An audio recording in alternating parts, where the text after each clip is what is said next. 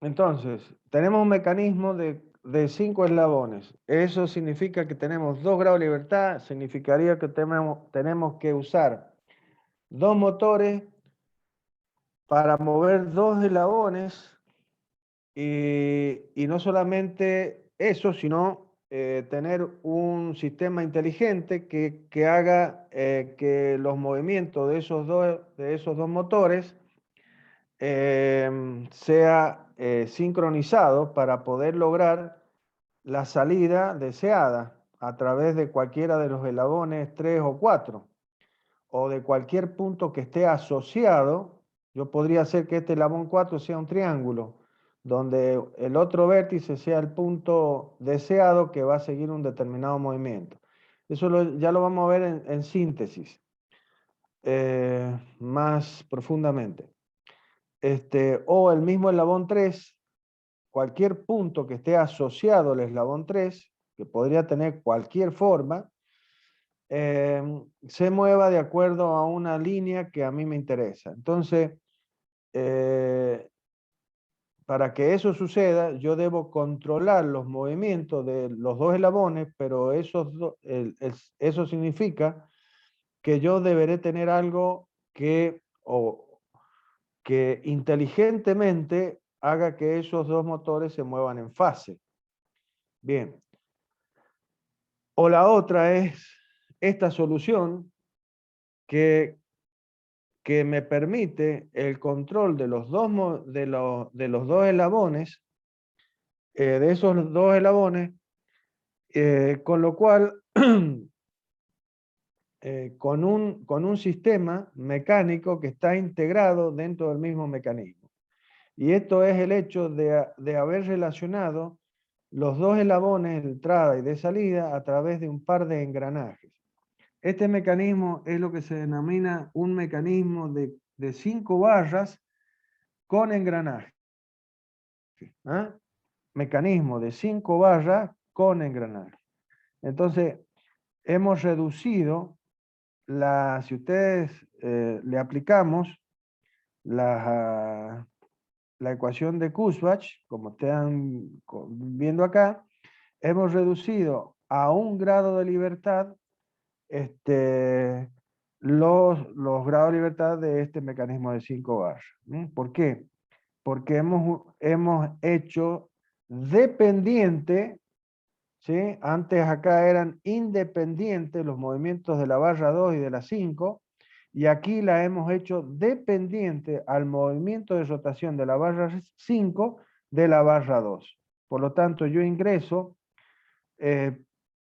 por la barra 2 con el movimiento y controlo el movimiento de la barra 5. O sea que está el control del movimiento de estas dos barras, la sincronización en el movimiento de esas dos barras, está integrado dentro del mismo mecanismo.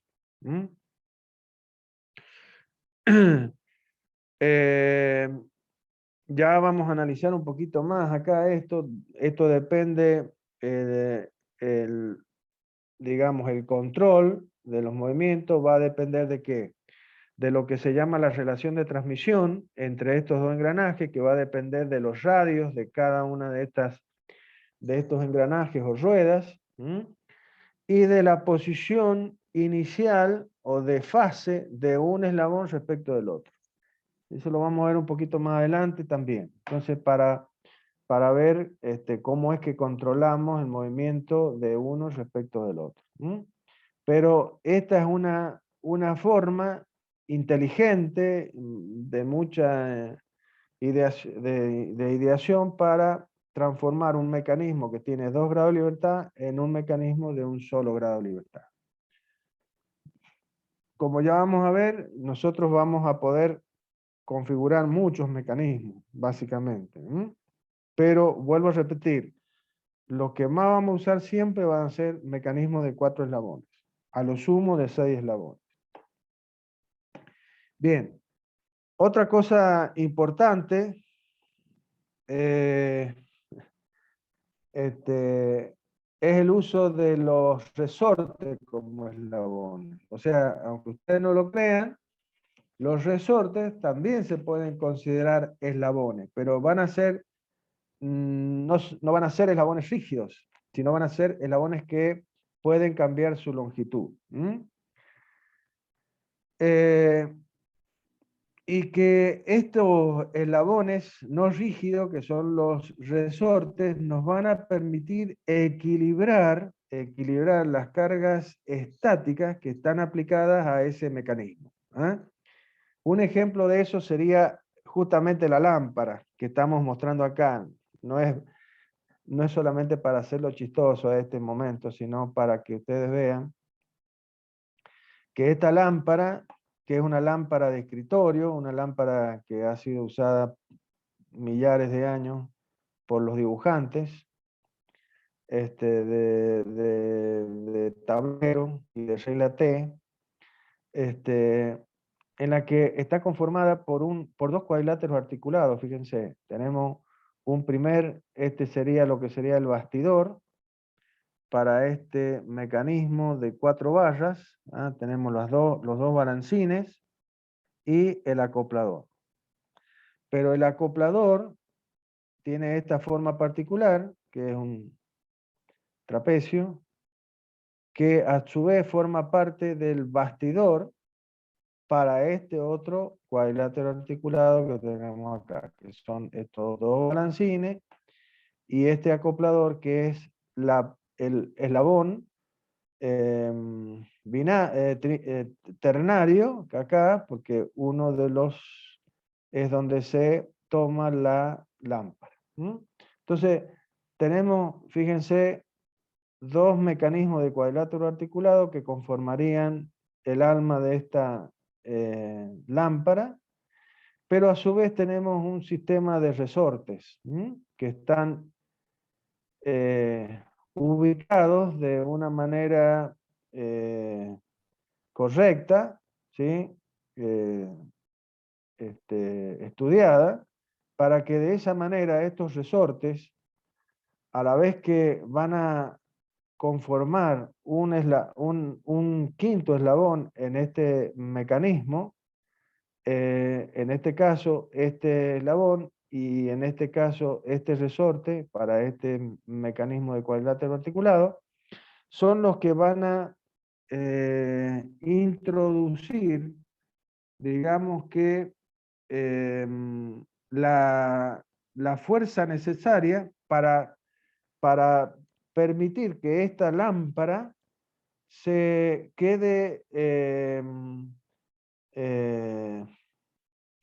posicionada dentro de un campo, dentro de lo que sería el tablero, básicamente. En una gran cantidad de posiciones, básicamente. Pero ¿qué pasa acá? ¿Cuál es la misión de este resorte y de este resorte? La misión de este resorte es contrarrestar el momento de volteo, o sea, el momento que genera que este peso, que es el peso de la lámpara, ¿sí? Es una fuerza que va a producir un momento respecto del punto de apoyo de la lámpara.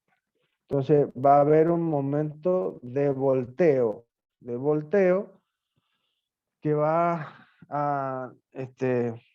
no va a permitir que esta lámpara quede ubicada en alguna posición. Por lo tanto, ¿qué va a hacer este resorte? Y va a contrarrestar ese momento de volteo. ¿Por qué? Porque este resorte es un resorte de tracción que tiene una fuerza que está en función de la constante del resorte multiplicada por la deformación de ese resorte. Y eso me va a dar una fuerza que va a producir justamente un momento que va a contrarrestar a este momento de volteo. Entonces, este resorte va a conformar un quinto eslabón, pero no un quinto eslabón rígido, sino un quinto eslabón que va a poder cambiar su longitud, de tal manera que yo voy a poder salir de la situación de estática,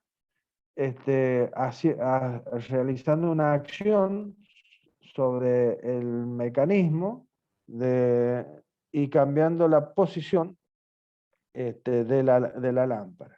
Y el resorte va a actuar, una vez que se llegue a esa posición deseada, va a actuar para contrarrestar el movimiento de volteo que tendría la lámpara respecto del punto de soporte en la base de la lámpara. Como ustedes ven, los dos elabonamientos, los dos cuadriláteros articulados son de Nograsov.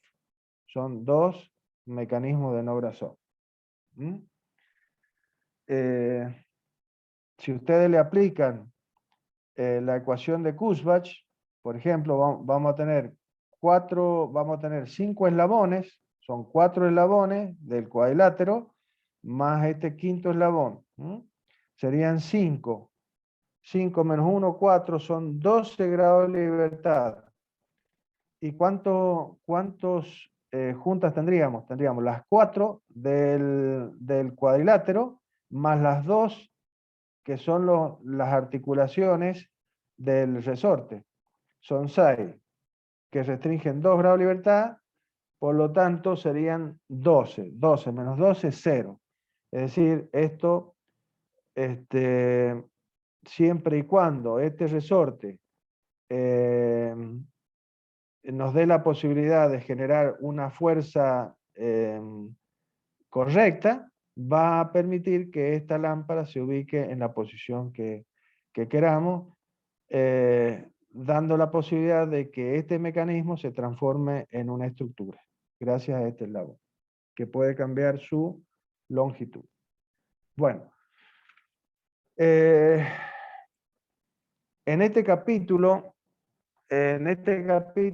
siguen algunas consideraciones prácticas en cuanto al tipo de juntas, si son juntas completas de corredera o rotacionales o de pasador, o si son semijuntas. También habla un poco de los motores, los tipos de motores, o de elementos de impulsión como ingreso, ya sea motores de paso a paso, servomotores, motores neumáticos e hidráulicos. O sea, da una idea general de los diferentes actuadores y de los tipos de juntas que nosotros podríamos tener, y de la importancia, aunque ya hemos ido viendo todo esto un poco, pero sería lindo que ustedes le peguen una leída a esas últimas hojitas de ¿cómo se llama?, de este capítulo. Bien.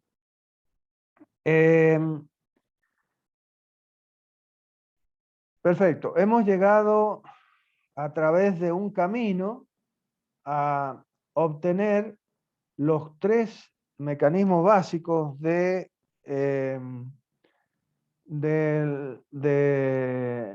que van a conformar los diferentes mecanismos que vamos a tener en la práctica, ya sea como mecanismo en sí o la combinación de diferentes mecanismos, de estos 3 mecanismos básicos.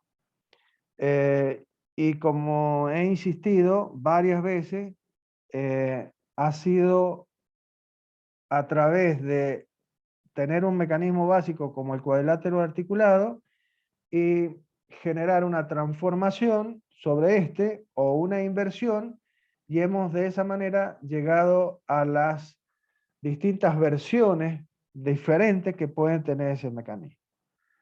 Ahora hay otra forma de llegar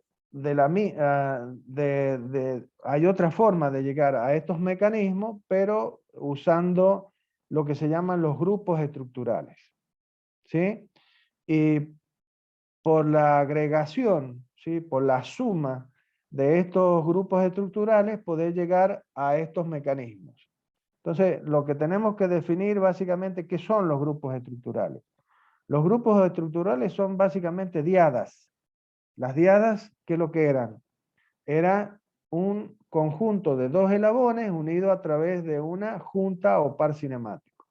Ahora, existen diferentes grupos, al menos 6 grupos diferentes estructurales.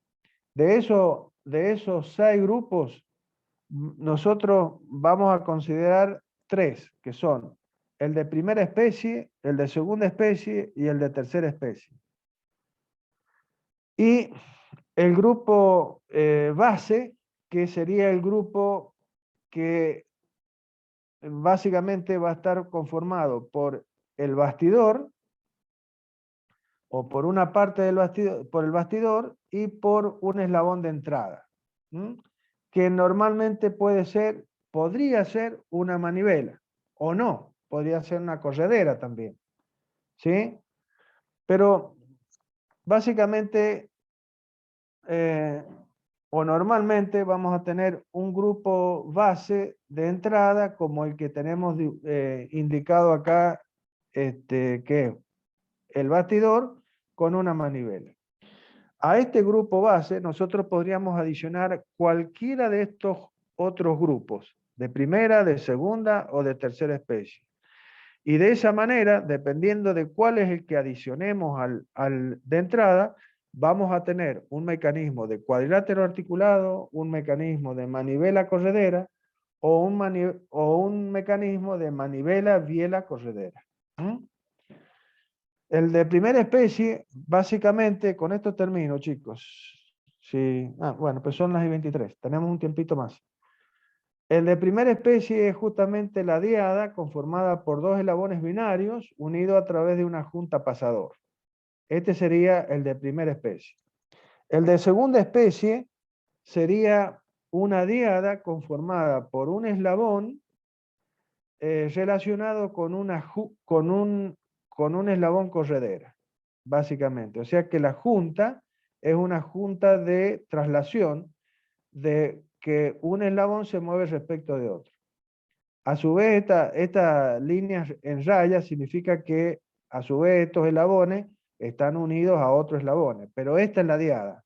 La diada está formada por un eslabón binario, que sería este negrito, con una corredera que puede deslizar sobre esta, sobre el mismo eslabón. Fíjense que acá tenemos dos esquemas, pero que es lo mismo, salvo que en este caso el eslabón que está unido a la corredera es un eslabón que está centrado. ¿Por qué? Porque la junta que articula a la corredera con ese eslabón es el posible eslabón potencial, ¿sí? La junta está sobre la corredera. Pero podría suceder que la junta entre el eslabón corredera y ese posible eslabón esté fuera de la corredera, digamos, o sea, esté descentrada este punto, esta junta, respecto de la línea de movimiento de la corredera. Acá la junta está sobre, digamos, sobre la línea de desplazamiento de la corredera. Acá está fuera de esa línea.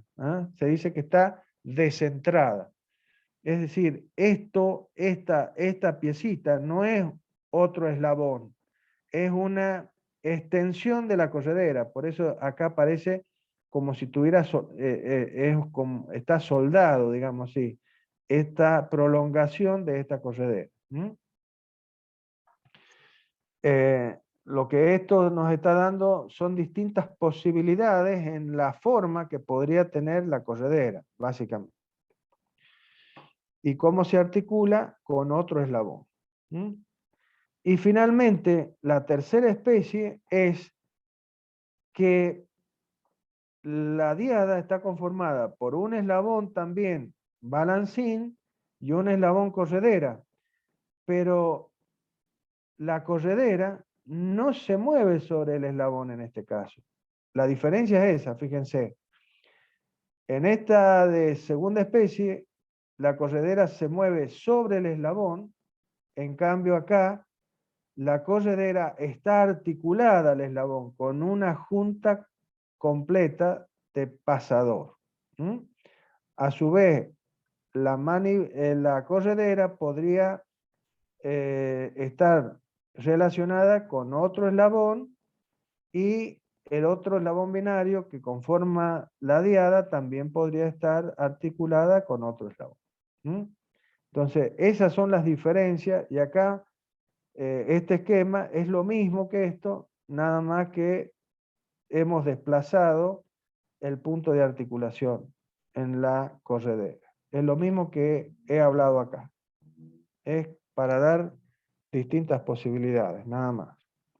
Entonces, fíjense que si unimos el grupo base de entrada, es una diada conformada por el eslabón bastidor y un eslabón manivela, si a este grupo le adiciono una diada de primera especie y forma un cuadrilátero articular, que podría ser de manivela balancín, ahí habría que ver si cumple con que sea de Grashof o no Grashof. ¿Mm? Bien, si unimos a este grupo base con el de segunda especie, fíjense que este eslabón, esa junta se va a unir a este eslabón. Ese eslabón potencial que aparece aquí es justamente este eslabón manivela. Entonces, vamos a unir el grupo de entrada, que es el bastidor con la manivela, ahí a esta junta. Y el extremo del otro bastidor, lo estamos uniendo al eslabón bastidor. De esa manera hemos conformado lo que es el manivela corredera o mecanismo de retorno rápido, que es muy importante. Y si unimos el grupo base al mecanismo, al grupo estructural de tercera especie, y vamos a tener lo que sería el manivela biela corredera. O sea, yo estoy uniendo este eslabón acoplador, este punto, lo estoy uniendo ¿a quién? A esta manivela. Entonces yo ahí tengo este punto de articulación. Ese extremo, lo uno a ese extremo. ¿Sí? Y la corredera la uno al bastidor. ¿Sí? O sea que este potencial, esta línea potencial sería justamente el bastidor. Entonces, de esa manera he conformado un mecanismo de manivela biela corredera. Con la adición de diferentes mecanismos, de diferentes grupos estructurales, yo podría llegar a conformar un sinnúmero de mecanismos. E inclusive podría llegar a conformar mecanismos de más de 4 eslabones, si no podrías llegar a ser mecanismos de 6 eslabones o más. Básicamente. Bueno, son las 10:30, chicos. Seguimos el jueves a las 10:30 de la mañana. ¿Sí? Que sigan bien en este día. Nos vemos. Sí. Hasta luego, chicos, que tengan una buena mañana. Hasta luego, profe. Hasta luego, profe.